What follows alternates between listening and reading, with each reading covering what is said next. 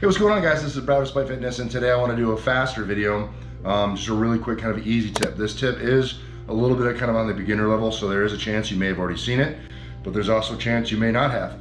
And I want to be able to do things that help, more advanced lifters, and I want to do things that help more beginner lifters as well. And today what I'm talking about is pull-ups. This is something that a lot of people talk about. Pull-ups is a thing that many people want to do, and pull-ups is a thing that a lot of people can't do.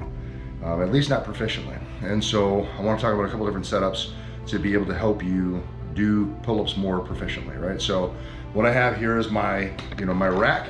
And I typically do pull-ups on this side of the rack because this side here is a bit thicker handle, and I just like the extra strain that it gives me for the grip development to do pull-ups from this side.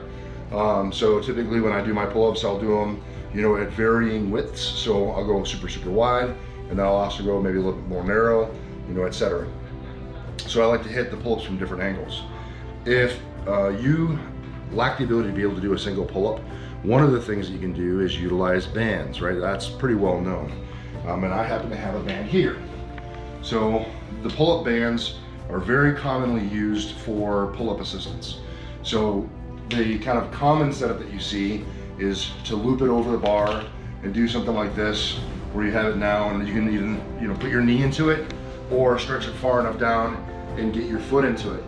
But essentially what that does is gives you some assistance to be able to do a pull-up. So that's one way of doing setups for band assisted pull-ups. But another way that you can do, if you happen to have access to a rack like I do, either with spotter arms or even with J-cups, what I happen to have here, if you can see it, is these J-cups are set kind of low, and what I can do is I can just stretch that band over the J-cups like so. So now that creates an easy platform for me to be able to step on, right? So that's a little bit more comfortable to kind of get in and out of, and again, give me the support that I need.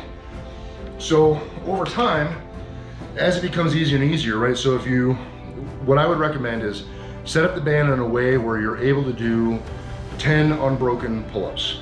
And you want to be able to do, say, like 3 sets of 10 unbroken pull-ups, so 30 pull-ups altogether. If you get to a point where you can do that consistently and you're not missing any pull-ups, well then you want to try to increase the difficulty. So in this setup, right, where you have the band up here, maybe you'd go from having your foot in the band to maybe just putting your knee in the band, because if you do it that way, you're stretching the band less and therefore getting less support. Or you might use a smaller band. So decreasing the width of the band will also increase the difficulty.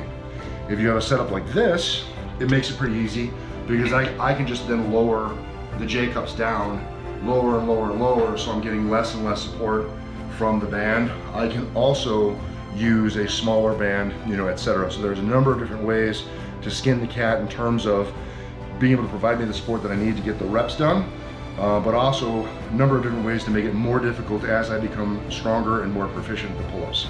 So for me to you guys at home, for those of you that want to be able to be better at pull-ups, bands are a huge, huge addition to your training repertoire in terms of becoming more capable at doing pull-ups. So I highly recommend that you check out some bands. I'll put a link for my Amazon affiliate in the box below where you can check out the bands, the very same bands that I use. And I just wanted to go over a couple different setups that you can utilize in order to be able to get the support that you need to be able to execute some pull-ups. Like I said, if you can do 3 sets of 10 unbroken, it's probably time to step up the difficulty and either decrease the band or lower the band so that you're getting less and less support from it. I hope that makes sense. If you guys have any questions, comments, or concerns, drop in the chat box below. I'll be sure to respond. I appreciate you guys continuing to support me in the channel with everything that you do, all the likes, the shares, the subs. It means the world, and thank you very, very much. If you happen to know somebody who might benefit from something like this and a different setup, and maybe a little bit more simple get in and out, so it's not so awkward to kind of step on. I know that it can be kind of goofy to get in and out of the bands, so if this little setup might help somebody that please share it with them. And that's it, guys. Remember, no matter what it is you think you can't do, like maybe find different ways of doing something, it's never going to happen if you don't get in and train despite. You're either going to find an excuse or you're going to find a way. And I hope that you guys continue to find the way. Thank you for watching, and I'll see you in the next one. Peace. Ah, so extra. Hush. Hush.